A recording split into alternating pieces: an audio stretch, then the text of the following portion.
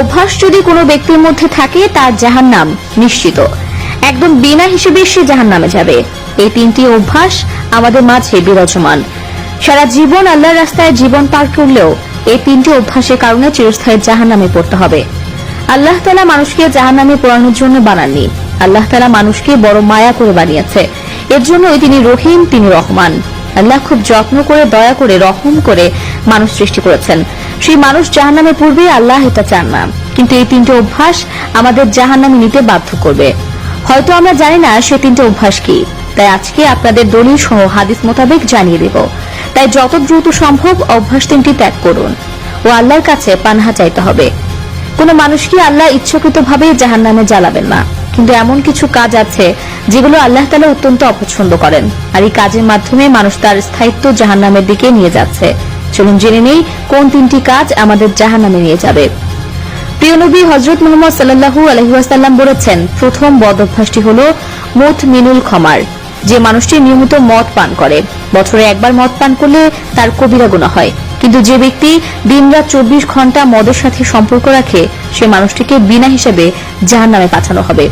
এই অভ্যাস যদি কারো মধ্যে থাকে আল্লাহর কাছে তওবা করে ফিরে আসুন, হয়তো আল্লাহ আপনাকে ক্ষমা করে দেবেন। দ্বিতীয় নম্বরে রয়েছে যে ব্যক্তি আত্মীয়তার সম্পর্ক ছিন্ন করে।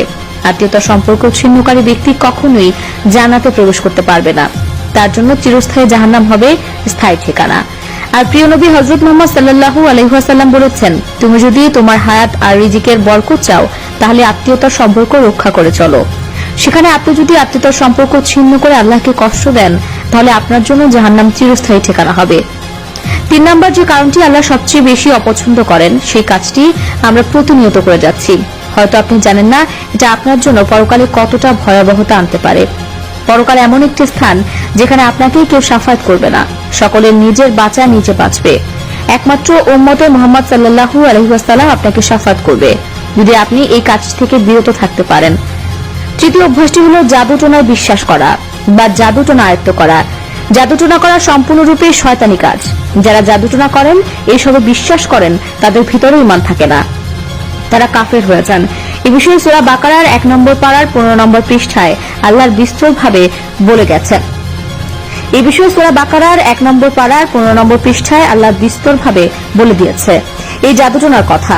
অনেক মুসলমানরা অন্যের ভালো সহ্য করতে না পেরে এরকম পাপে লিপ্ত হয়, তারা কখনোই জান্নাতে প্রবেশ করতে পারবে না। আল্লাহ তাআলা বিনা হিসাবে জাহান্নামে নিক্ষেপ করবেন। দর্শক, জাদুটোনা করা যাবে না, এমনকি এইসবে বিশ্বাসও করা যাবে না। তার সাথে যারা এসব করে তাদের আশেপাশেও যাওয়া যাবে না। যদি আপনি এসবের সাথে লিপ্ত থাকেন তাহলে আপনি সম্পূর্ণরূপে কুফরের সাথে সংযুক্ত। নাউজুবিল্লাহ। আল্লাহ আমাদের সকলকে হেদায়েত দান করুন। এই সকল জঘন্য খারাপ কাজ থেকে আমাদের হেফাজত করুন। আমিন।